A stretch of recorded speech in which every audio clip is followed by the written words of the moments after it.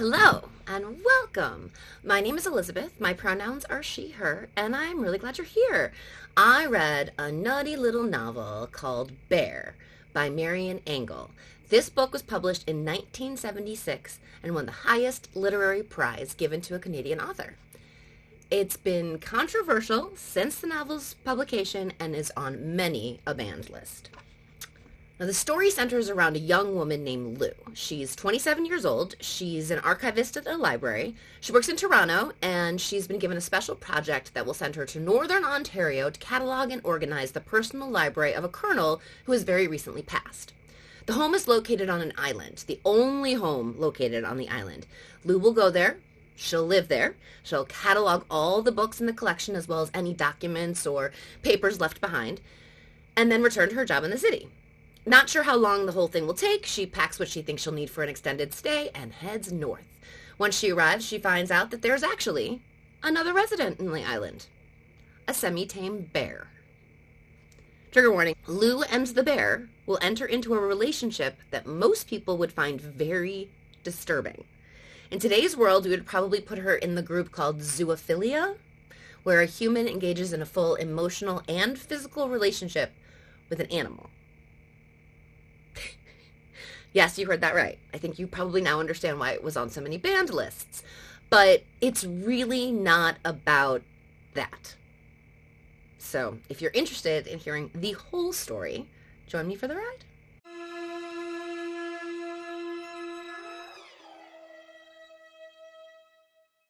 This story is about Lou.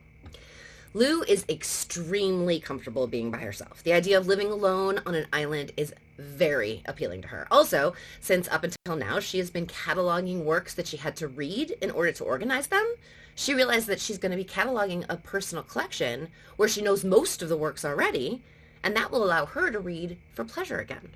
In many ways, this story is a treatise on aloneness.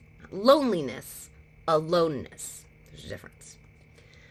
She sent a description of how to get to the estate. She is to make her way to the docks, where she'll meet a boat, and that boat will get her to the island. A man by the name of Homer brings her over to the island and explains how everything will work while she's living there.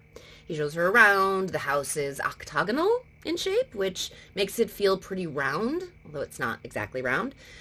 There are no modern conveniences like power, running water, electricity, none of that. There's a wood-burning stove. There are lanterns for light, and he makes her show him that she can light a lantern before he leaves, which is very cool of him. The house is really nearly crumbling, but it'll work for her for the duration of her project. Homer shows her where the outhouse is, where the stack of wood is, where the water pump is located, and when he seems to have covered everything, he says he's not sure how to tell her this one last thing. There's a bear living on the island. There's a bear. A bear. An actual bear. There is no version of bears that aren't dangerous. Okay, let's just all agree on that. All bears are dangerous. Okay. This bear, though, he's old. He's a wild animal, but he's old. The bear was basically a pet to the colonel. The owners would really like it if she would make sure that he's fed. There is over, 100 pounds of food in the shed. There's another shed where the bear is chained up and sleeps. Lou is told the bear is now sleeping, and Homer explains that taking care of the bear is a part of the responsibilities of being on the island. He also tells her that an indigenous woman will probably be stopping by with advice about the bear. She's old, she's weathered, she's toothless. Lou will know her as soon as she sees her. Homer then explains that he will bring a delivery of groceries to her once a week.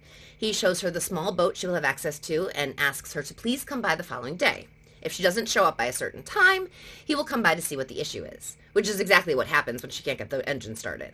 He shows up, and he shows her how to do it when he gets there, and she's all set to get herself wherever she might need to go. She can now run into town herself for supplies, if need be. The first night that she spends there is very joyful. She is the queen of her own kingdom, and she is the only resident, save a bear. She's living in a beautiful home on a gorgeous island and never minded being alone.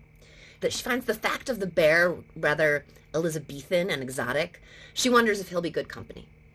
The first time she sees the bear, she only sees his head sticking out of the shed. When he stirs and shifts, she realizes just how large he is. She describes him as being a bit shorter than she, about 5 feet tall. But it's his girth that is impressive. His arm thickness is that of a human's thigh. His rump and lower back fur is all matted. She can tell this even from a distance. She fills the basin with food and puts it near the bear, who reaches out a paw and pulls the basin close to himself so that he can feed. After loudly eating, she fills a pail with water, sets it down even closer to the bear. She thinks she should probably be careful, but he kind of seems like a lump. So about a week into her stay, the old Cree woman does arrive on her doorstep. She introduces herself as Lucy, and Lou says, "How are you here? I didn't hear a boat or anything." And but the woman doesn't answer her question at all, just tries to tell her that he's a good bear. She tells Lou she needs to take good care of the bear, and then she disappears like as quickly as she arrived. And her son shows up with a boat to pick her up, so she doesn't know, like, is that how she got here? Did she swim? Like, is she magic? Who knows? So the next day, she removes the chain from the shed and walks the bear down to the river. She's nervous, but the chain never really gives up slack, so she becomes more comfortable. The bear puts himself into the river and rubs his backside against the river bottom. He playfully slaps the water, and Lou can tell he's pleased. They go back to the house and shed, and she reattaches the chain. After unpacking, Lou gets started on the library in the house. The hope is that there will be information about the area, everything from topography to history. The man who lived there was a colonel, so his personal writings could have some very valuable information in them. The first odd thing she notices is that many of the books on the shelves in the library have slips of paper tucked into the pages with notes on them. She meticulously collects them and notes which book they came out of and what page they were found on. One night, while in her bedroom, while a fire is burning, the bear comes into the house and walks up the stairs, settles himself right in front of her fire. Lou realizes she's not able to focus on her work with him in the room, so she picks up a book about, I think it's Beau Brummel, and begins to read. When she's ready to sleep, she puts the gate in front of the fireplace and watches the bear gets up, walks down the stairs, heads outside and into its shed. She locks the door behind. This must be normal for him. The next day, she takes the bear to the river for a swim, and she jumps in with him. Nude, I might add. The bear swims over to her, and it's actually kind of a scary moment. She begins to sort of choke on water. She pulls herself from the river and tries to catch her breath, and she feels this shower of water as the bear shakes his excess liquid from his huge body, and then she feels his tongue lick the water off her back. A strange, but not unpleasant sensation, she thinks. It does not take long for her to realize that the notes falling from the pages of the books in the library all have to do with bears. Every single one of them. Like everything from mythology of bears to natural descriptions of bears to folklore, which includes bears. So there's all these different little slips of paper that are stuck into all these books, and every single one of them has to do with bears. Now, it's become obvious to her that the bear is a very integral part of living on this island, and even the colonel could feel and understand that. The first night that the bear comes into the house, climbs the stairs, and joins her in front of the fireplace, she is filled with fear. Obviously. She's terrified and then begins to wonder, who taught him how to climb stairs? Why does he seem so comfortable in front of the fire? Only to conclude that this must be normal for the bear. She even begins to enjoy his company. One night after reading by the fire, while the bear lay in front of the fireplace, Lou removes her clothing due to the heat of the summer in the room. She gets distracted from her reading and moves herself behind the couch, shielded by the heat of the fire, and starts to pleasure herself. This gets the attention of the bear, who comes over and begins to lick the salty areas of Lou's body, around her neck, between her breasts, at her belly button, and then she guides him down to the most private of areas. Using his tongue, the bear gets her off. Very off. The bear, however, does not react beyond licking the salty bits of Lou. The next morning, she has to remember what happened the night before, and when it comes to her, she thinks that it's a strange thing to do. She begins to wonder if maybe she's evil. She doesn't feel evil. I mean, the experience felt good. It is at this point that she must admit to herself that she and the bear are becoming something. Close, at the very least. Her life starts to become one that is with the bear. The joy of the island becomes synonymous with her life with him. She buries her hands into his fur. She snuggles his ruff. They swim together. She tries to clean some of the matted fur. Their nighttime routine becomes set. After dinner, they sit in front of the fire until she's ready to sleep, and then the bear returns to his own shack to sleep for himself. She begins to imagine herself as far more wild than she had ever been before. She realizes she smells of bear, and not only that, she doesn't mind that she smells of bear. She realizes she spends her days in the nude, but it feels right, feels natural, feels normal. When she sees Homer again to get the weekly mail, she makes sure to shower and clean herself so that she's not too bear-like in scent. Homer comments that he's seen her and the bear swimming in the lake together and that she needs to stay safe. I mean, he's a wild animal. He flirts with Lou and they discuss the status of his wife, which leads to their engaging in intercourse with one another. And then the bear ignores her for the 2 days it takes for Homer's man smell to completely come off of Lou. First she begins to think to the bear, but then she starts speaking to the bear. Things like, destroy me if you want to, tear off my head, eat me up, tear me to ribbons, you can ruin me and I will let you. But the old and passive bear is not interested in such things. Also, I'm pretty sure he doesn't understand English. She does guide him to her private areas a couple more times, and one afternoon finds herself absent-mindedly playing with his balls.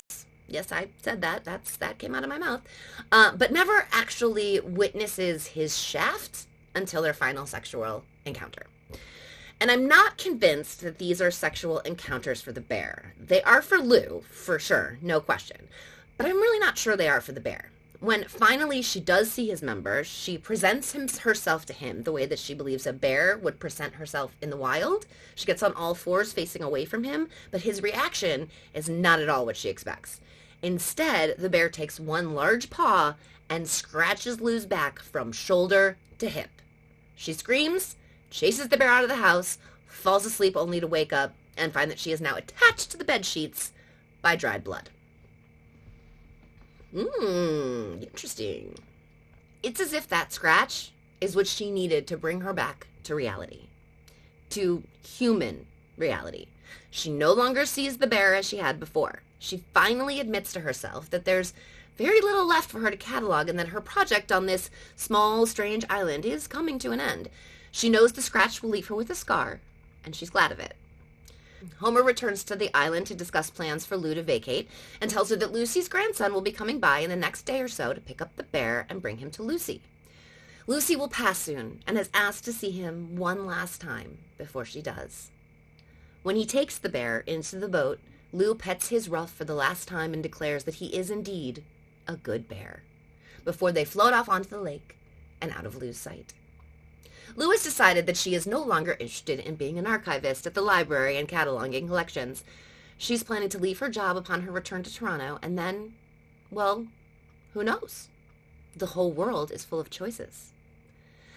And that, on this hopeful, wonderful moment, especially in the 70s for a woman, the story ends. Now, I really don't feel completely comfortable saying that this book is about a sexual relationship between a human woman and a bear, because I think it's really only seen that way from her point of view. The bear allows her to get in touch with her wilder, more natural, more animalistic side in herself. She discovers that she's not living the life that would most fulfill her. And while the bear wasn't able to do that for her, it was able to show her that there are far more options, choices, and things in the world that she may have previously thought. I think when Lou returns to life, the colors are going to be brighter, the music is going to be more lovely, and the interactions will mean much more. Interactions ranging from small talk with an acquaintance to intercourse with a lover. I also think if you keep in mind that this book was written in 1976, it helps to keep the perspective that this is not a spicy book, as the term has grown to mean today. This book is about self-discovery, aloneness, and the self-discovery that can come from that aloneness. So that's a pretty full description of the book Bear, written by Marian Engel, published in Canada in 1976. And if you enjoyed this, I'd really appreciate it if you left a like or a comment or, subscribe. That'd be great. Otherwise, do me a really big favor and be nice to yourself. You are precious and important. I'll check you next time. Bye.